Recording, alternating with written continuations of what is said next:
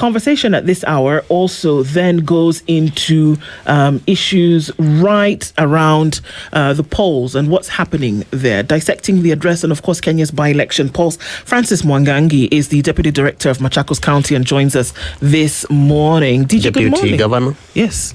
Deputy Governor. Yes, Deputy Governor of Machakos County. Yeah, you said Deputy Director. Did I say Deputy Director? It can kind of almost be the same thing. Oh, yeah, exactly. That's true. That's true. Yeah. Good morning, DG. How are you doing? Fine. Long time. Indeed. I'm happy to come and engage Kenyans. Karibu sana. Asante. It's good to see you. Thank you for being here this morning. And as we get into this conversation, with some 20 minutes into it, but you found us talking about certain things that need to happen. But before we get that, I want to share today's proverb with you. I think I would like to hear what you have to say about this. The proverbs this week come from different African countries every day. Today, this particular proverb that's been shared to us by Hannington Chumba goes like this, and it's from Malawi. It says, a child who has a good mother thinks his father also has a good wife. A child who has a good mother thinks his father also has a good wife. What do you make of that? I think you need not to assume anything. You just say something and out of it, you just assume this is good.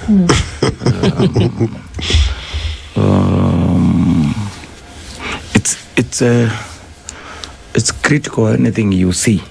They say you don't judge a book by its cover. So before we make any conclusions, any judgment, it is very important we get into the depth of it. That's what I take from that proverb. Okay. Yes. That's great. There are many things that are happening in the country at the moment that you would imagine that we were in 2027, which is okay, because on this 27th of November, which is in just 3 days, folks are going to go to the mini polls, the by-elections. And you would imagine, and to an extent it is true, that what happens with these polls is a test for everybody. It's a test for the IEBC. It's their first job as they've been currently constituted. It's also a test for those who want to then go into this political space moving forward. Coming in, what would you say the state of things really is when we look at it politically? We're going to come to the state of the nation in a bit, but politically, all of these polls back and forth, people have camped out in different places doing and saying different things. Is it a healthy position for Kenya? For our democracy, yes. Okay. Because the outcome from coming Thursday's elections, it will mean many things to many people. It will mark the start and the end of some political careers. So I think it will also test our systems, the strength of our systems. Kenyans are also witnessing and asking themselves questions as far as implementation and adherence of our constitution is. So there is a lot to learn. IEBC, we have commissioners who took up their jobs the other day.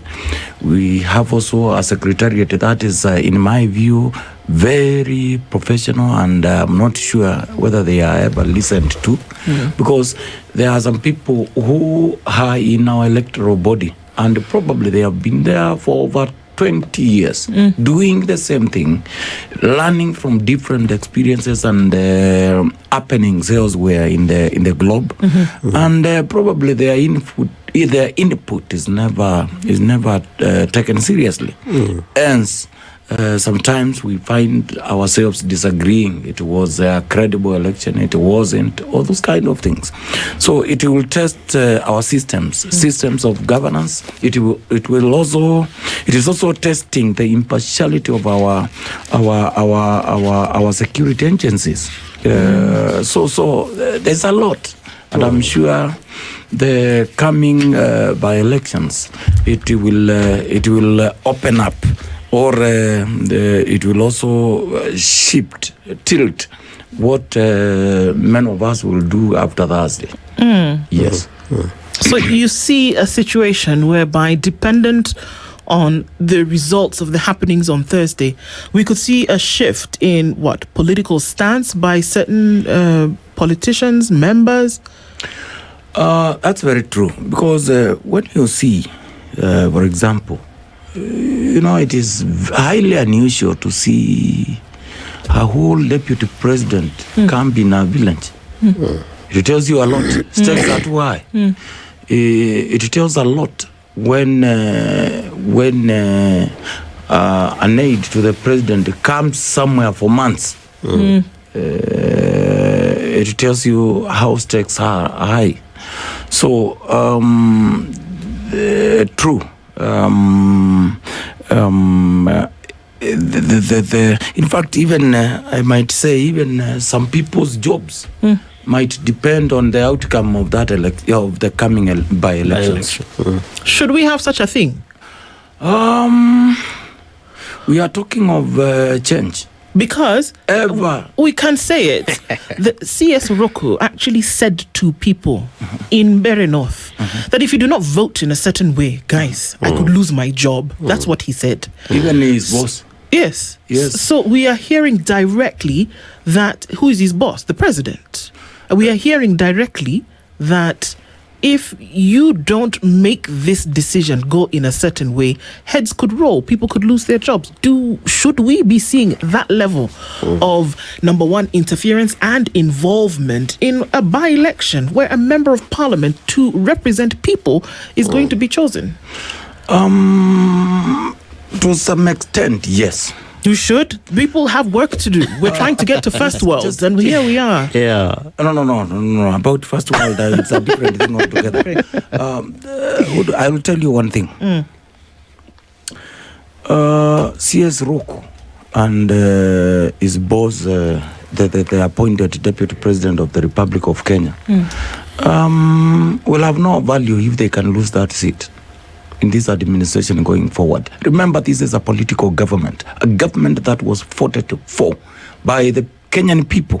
So if where you come from I cannot win, why should I have you? Obviously, from administrative point of view, Kenyans are expecting leaders to be working, not to be politicking. But that is the nature of Kenyan arrangement.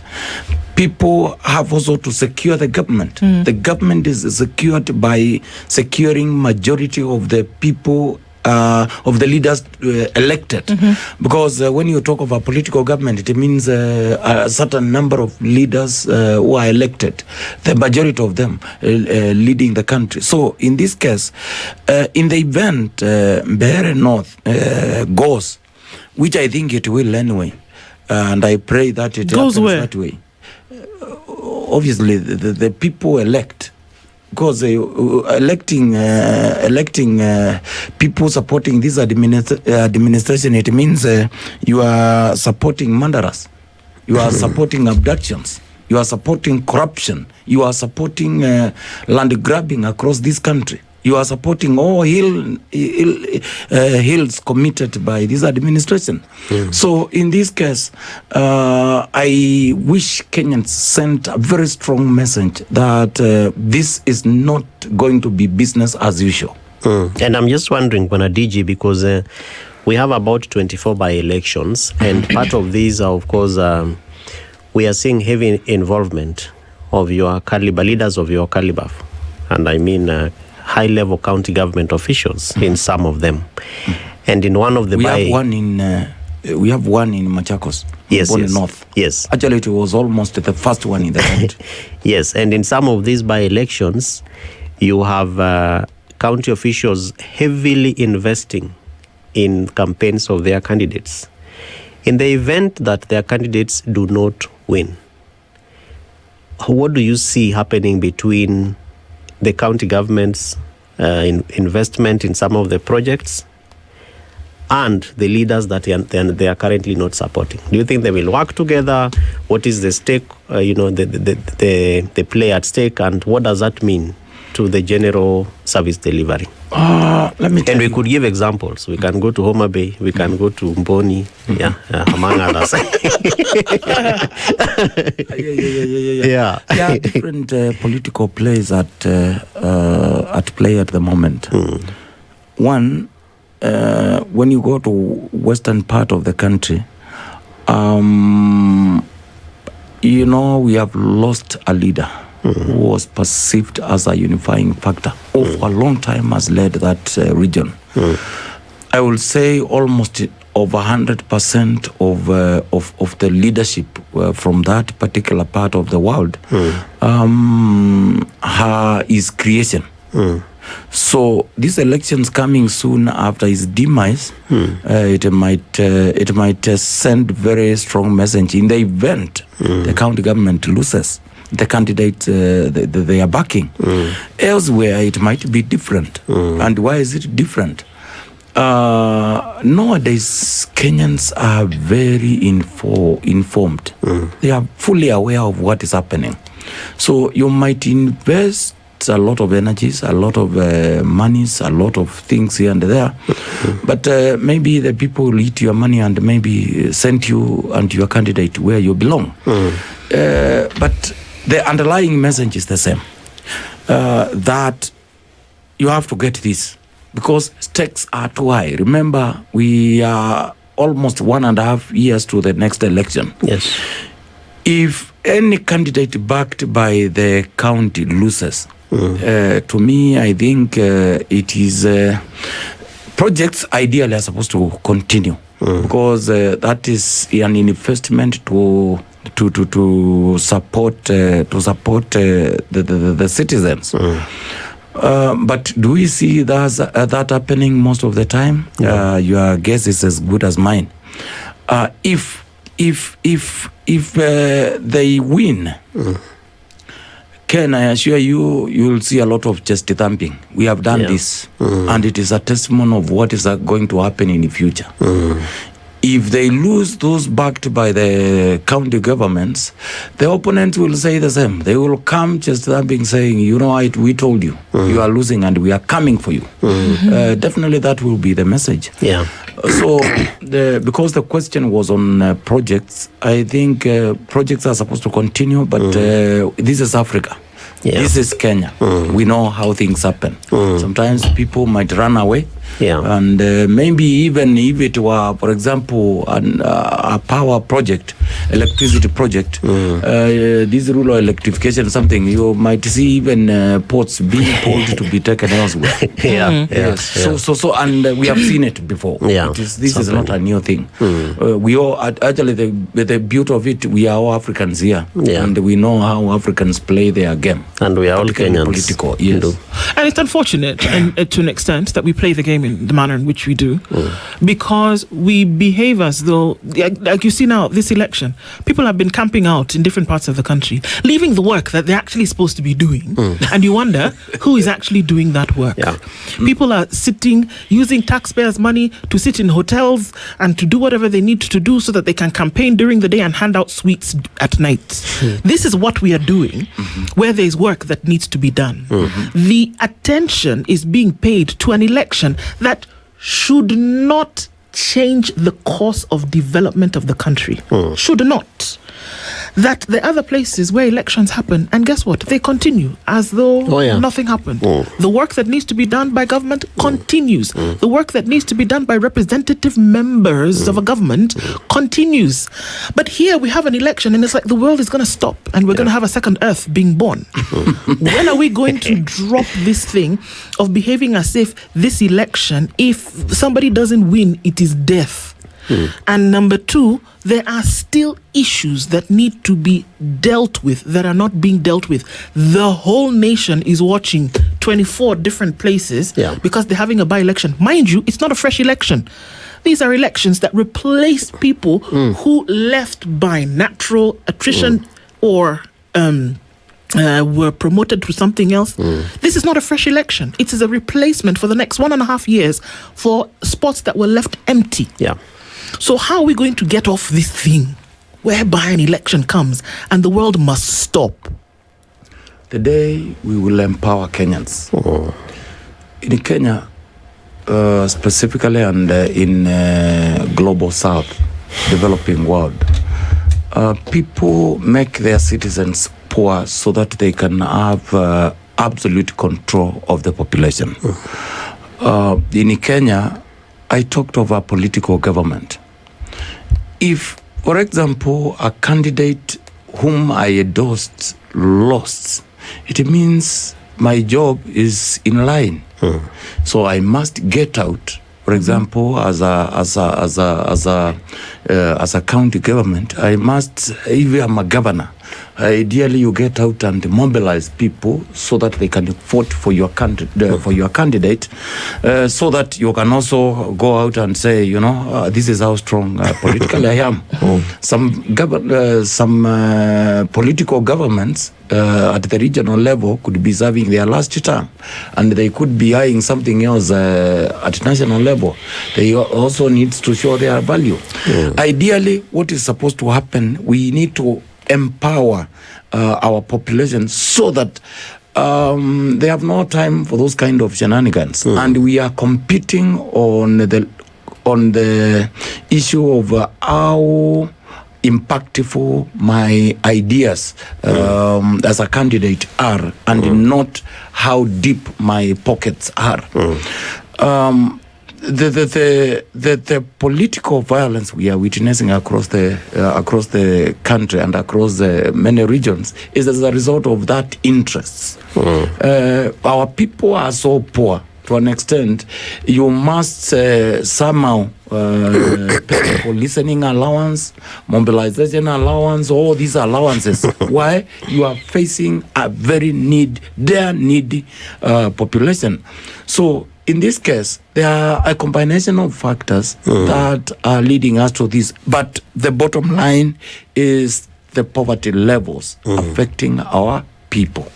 Yes. And DJ, you just, I like what you said, that the campaign should not be about the depth of my pocket, but really about the ideas that I have. Yes. I remember that in these by-elections, I think we have one independent candidate that should be Aroko in Homa Bay, but most of them are actually supported by political parties. Do you think our parties have ideologies? Like when you talk about, poverty levels of our people, and so we more or less want to, give them something to mobilize and to try and persuade them to vote for us, and even sometimes to force, quote unquote, that they vote for our candidates. Where is the space of political ideology? At the moment, Ken, I will tell you freely that the ideologies are there. Very good of them. But it is a challenge, a very big challenge to implement that ideology. Why? Because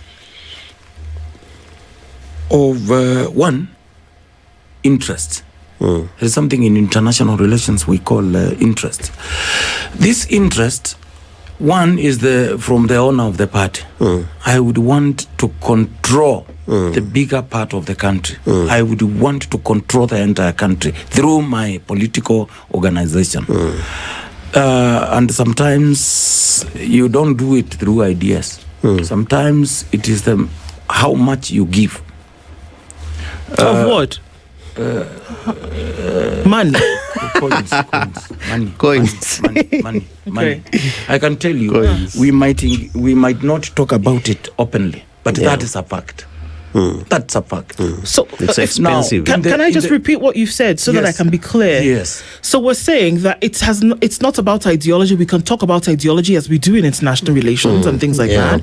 But the truth of the matter is that politicians know and Kenyans know that their decision is linked directly to how much money you give them. Is that a reality in today's time?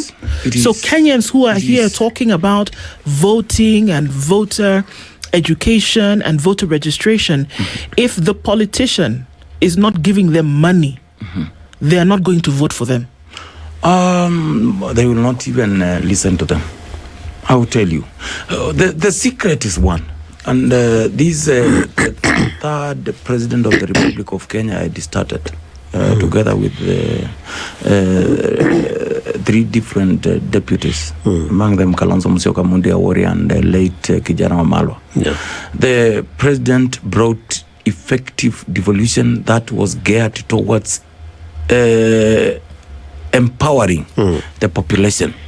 If we had continued with what President Kibaki left, because we used a program he had started, Vision 2030, to loot the country instead of implementing that policy well. If we continued with that, the population, Kenyan population, will be empowered today. You will have no people to hire to go and cause violence on your opponents. You will have very few people who will be available for some of these buy-ins. Because when you are empowered, you have no time for nonsense. And that's why I started by saying many administrations across Kenya have realized you make the population poor, you control them. You empower them, they start listening to you less, getting involved with your negativity less, and focus on nation building. Currently, even out of this building, just look at the both sides of the road. You will see a indoor population. That tells you a lot. That tells you a lot. And that population, they are out there waiting for anything. Including a politician to come and give these handouts or this manner of things. So it is a very big business where there is a by-election. People are very much enjoying. And you can see, you could easily see someone you started with, if a candidate makes 20 stops to address the residents, as much as you are giving something, you will see you might start with a section of the population and you end up with the same group. So I think that should not be the case. We should be focusing on having a meaningful engagement. So leaders then are not interested in development? Currently, I will not leaders. Yeah, because if they were DG, then they also would stop this thing, because they would tell people that what if we're saying that Kenyans already, it's been established that Kenyans are not going to vote for anybody who doesn't give them money. This is what you said. That's what they're interested in. So all this ideology speak and all of this really doesn't feature. So if that's the case, then also leaders who put themselves up for the selection of these positions are not interested in development either. There's nobody who's interested in making the country move forward, because if one of the two, the selector and the selectee, were interested in development, then we would not see this hard stance when it came to handouts. If they were very interested in the development, they would say, you know what, show me what you can do, not what you can give. But that doesn't happen. Also, leaders insistent on giving people money are not interested in the development of the nation. They're interested in being in that position for other things. Because if they were interested in the development, they would be more people like Professor Kivuza Kibwana, who would say, you know what? Fine, if there's a problem, collapse this whole thing. Let's go back to the ballot. And they resoundingly chose him again. And look at what he was then able to do in Makueni, which is still used as the poster child for development in this country. So leaders are not interested in development, and from what you're saying, people are not nobody is then interested in making sure that this thing moves on the needle. So we are at zero. Is that what you're saying? The suit Ken is wearing, if I take the same suit and I put on the same, I will not look like him. No. That will not make me look like him. Sir Michael Porter once said, fish rots fast from the head. The late Raila Odinga akatuambia fisi woza kuanzia kichwa. Different leaders in this country have meant impact. I refuse to think leaders, the term leaders, I refuse to think that way. Because we have Professor Kibwana and the late Mwai Kibaki and others who have also tried to empower their population. But when you have a section of leadership at the top who value money, who can do anything to value money, who can even kill to retain power, the answer to your question, Udu, is yes. Affirmatively, yes. And that is what we are witnessing currently in this country. There is a lot of hopelessness. People want development. Don't think these people are following politicians simply because that is what they want. It is because of the level of poverty. Give them something to do, and I will tell you, you will see a change. That something to do can only come through a change of policy and effective implementation of the same.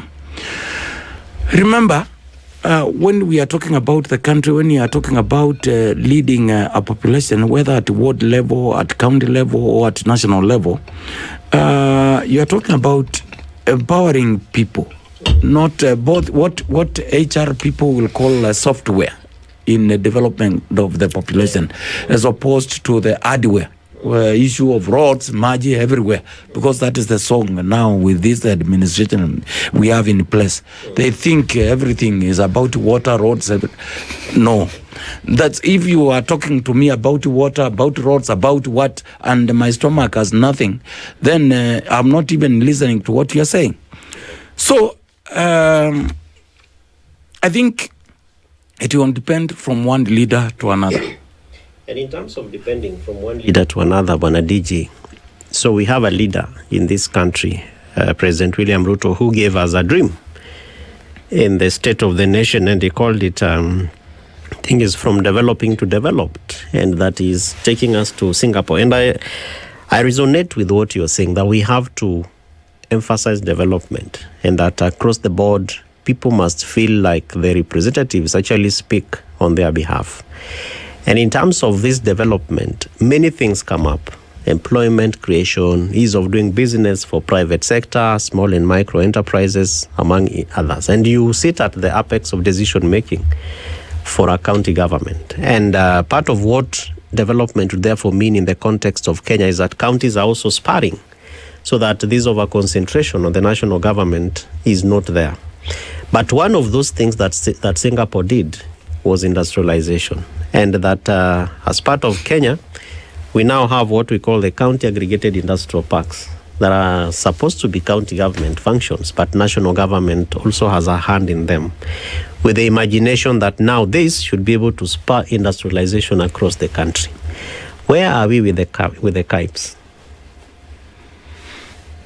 Some ongoing, some stalled. Yes. That's the answer to your question. Because the national government did procurement. We were told to show where these KIPES will be set up.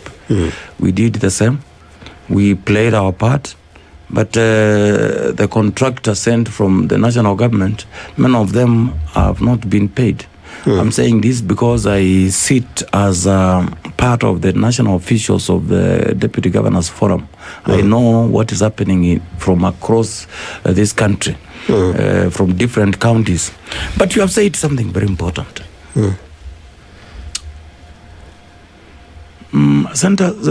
Counties, in my view, are supposed to be centers of creativity, innovation, and science. Geared to transforming this country.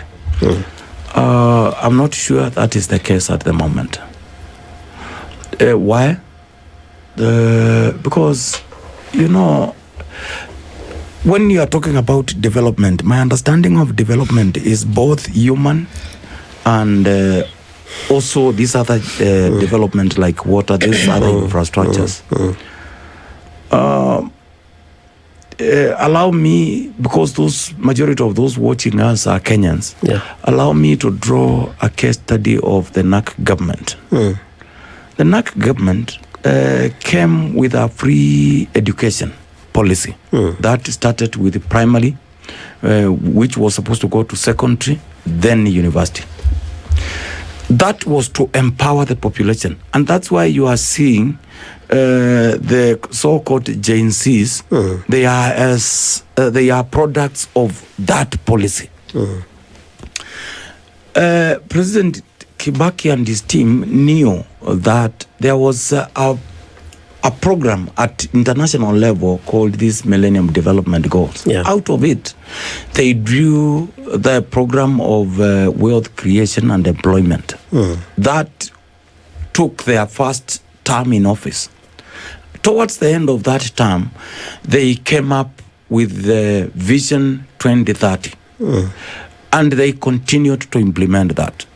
President Kibaki and the NAC administration brought the issue of devolution without the actual enactment of 2010 Constitution. Yeah. We will remember so many development programs were taken to county level, to sub-county level, in terms of roads, in terms of electricity, in terms of what, in terms of all manner of things. Even AIDS money then was devolved from the national level to the constituency level, even CDF.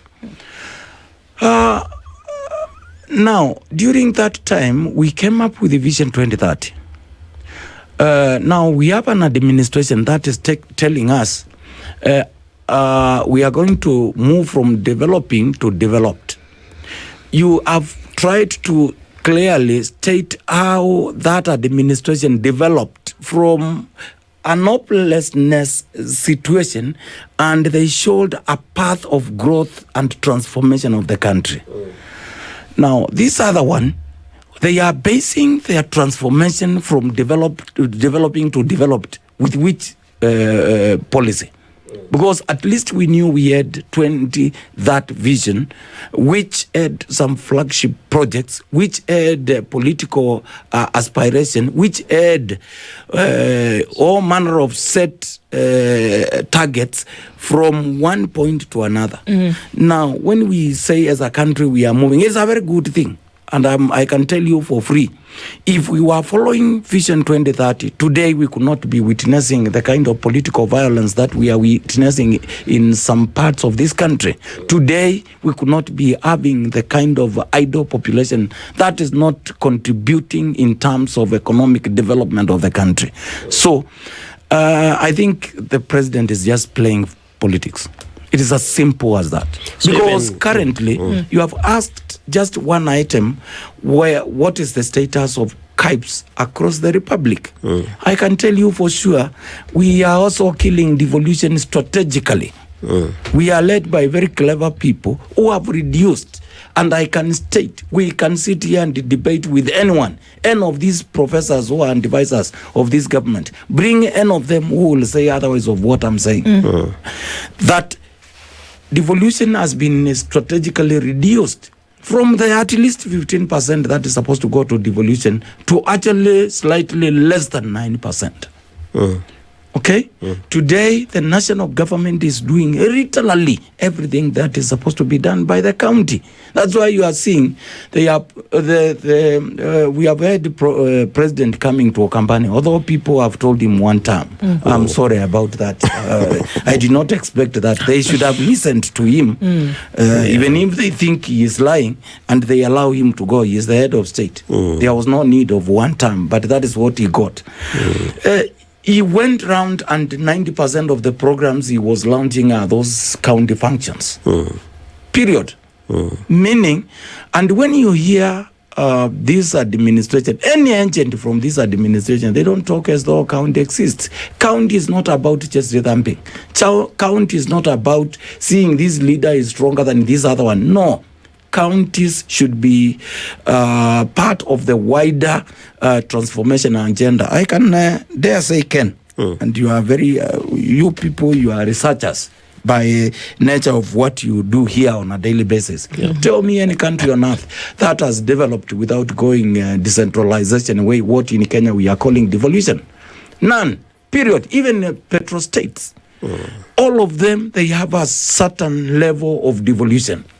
Which is functional. Here in Kenya, we are killing. that devolution, which I will say Kenyans have an opportunity. So DG, when you meet with His Excellency the President, for instance, in the summit, I don't remember when the last summit took place, but I'm sure there are meetings, there are processes that are happening, IGRTC among others. What is the kind of visioning that really happens to get to the president's, dreams like a 5 trillion infrastructure fund, where we are talking about a national infrastructure fund, and he brings in the sovereign wealth fund as mechanisms to be able to finance this dream? Why are you laughing? Again, it's a very ambitious vision. But many in this administration are looking more taxes for Kenyans. But he said there will be no new taxes. That's what you say. Okay. That's what you say. Yeah. I want you to call me back here we analyze, because it is our duty. Yeah. If I do not want Kenyans to talk about the Deputy Governor Machakos County, I have no business being there. If I don't want to be asked a question as a public officer, I have no business being in that position. So you can invite anybody here to talk about Mwangangi and analyze the guy, so that the Kenyans get to understand. If you want me to analyze Ruto from his days as a student, from what I've read, I'll tell you, is one person who can tell you something that he knows too well is not true, but he's too confident that he will convince masses. But we are seeing roads being constructed. Where? Which ones? Sorry. Where, for example? I'm just raising the point of from the State of the Nation address. No. Another day we saw the DP in one of the roads in northeastern areas that they're saying is part of the president's commitments. What was left by the last administration? Yes, I can tell you for free. Look at, he came to my place. None of the places he visited are you can go and find a contractor doing what they were supposed to be doing. Yet, when I'm used to seeing either a governor or a president coming to launch a program, and then you leave, once the government leaves, the contractor continues. Not you come, launch, and then the contractor goes away to come after a year. That is not what I'm used to. You do your procurement, you do everything, you make sure even to some extent the program starts, so that you come and launch something that is continuing, that you leave citizens benefiting. But that is not the case. So, DJ, and do as you come in, because I remember in Siaya, for example, we have roads that have been launched more than enough times by the president. One that is very close even to my village is Bondo all the way to Liunda, which was and we were there, launched. Ken, you did not come. We took 100 cows. No, I was engaged, DG, but I had been there severally, but we will go back, don't worry. Yeah, so the rallying call basically is for leaders like you to hold your co-peers accountable, because it's quite unfortunate to do when we have, promises made, but we cannot touch them. Because infrastructure means a lot. You open up a whole community. You open up a whole, locality. It means that investments can happen, farmers can move their goods, and lots of things. I invite do and you can to a project that president was taken there by his administration, which he has done 6 times. 6 times. 6 times. Okay. 6 times. Wow. Where does that one leave citizens? Even as we asked, and I guess usually then we can do the. And I can name it so that I don't look like I'm speculating. Go ahead. The housing program in Machakos. Yes. Has been launched 6 times. 6 times. Has not started yet. Okay. Interesting. So if we look at the state of the nation, from your perspective, what is the state of the nation? Usually when you go to a doctor and they want to prescribe something or diagnose you, they have to look at how things are at the moment. In order for us to say what needs to be done, let's take a look from your perspective. I mean, the president said everything is, looking good. Is that? Obviously, it is good for him and his handlers. That one goes without saying. Because when you see the amount of monies they are donating everywhere, they are good. The country If you want to know the state of the country, look at the level of poverty. You don't need to be told. Okay? I will say here that the country is on the wrong path. The country is on the wrong trajectory. I think from what he said, he set focus on his re-election. The talk of the Singapore moving from developed to developing, I think it is all meant to excite Kenyans.